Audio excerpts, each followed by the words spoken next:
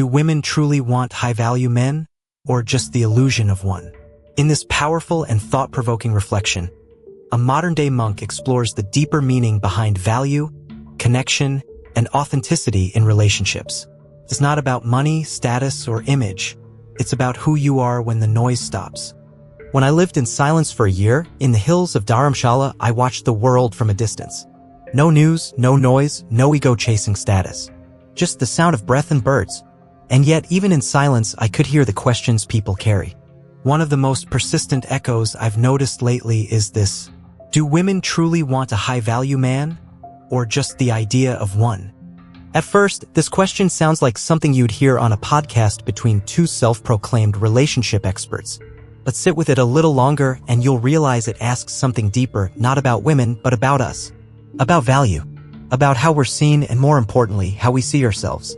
Let's take a walk together through this idea. In today's world, the term high-value man is tossed around like a currency. He's confident, rich, well-dressed, desirable, ambitious. He owns businesses, drives fast cars, and posts pictures from penthouse rooftops. But here's the first question I ask you: what is value without virtue? In the monastery, there was an old monk named Dawa. He couldn't read, didn't own a thing except his robes and a chipped clay bowl.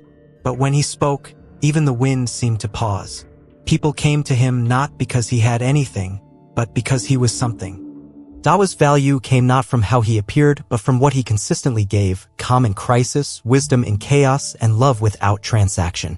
So when we talk about being a high-value man, we must ask, are we building something deep within, or just packaging ourselves for approval? You see, many people aren't falling in love with men, they're falling in love with images of men. Idealized, edited, filtered. And this goes both ways, of course. I've spoken to many women who told me they're looking for someone grounded. Not perfect, but peaceful. Someone who listens with presence and leads with integrity. But they often get distracted, just like men do, by shiny things. We all do, because the world is loud, and ego loves applause.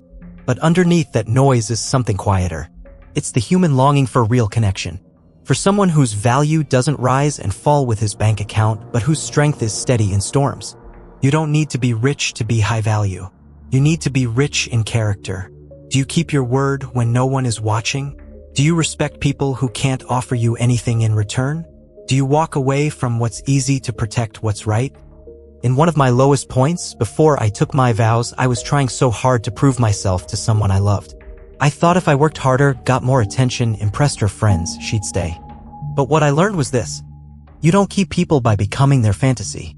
You keep them by becoming yourself fully, humbly, honestly. Because eventually the mask falls. And when it does, what's left?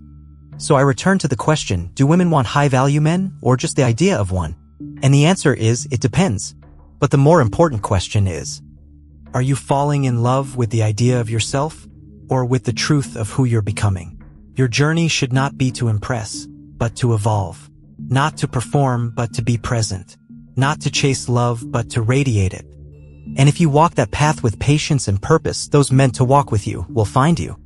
If you're ready to grow, reflect, and find peace in your path, subscribe and join this journey inward. Like and comment below. What does being high value mean to you, and how has that changed over time?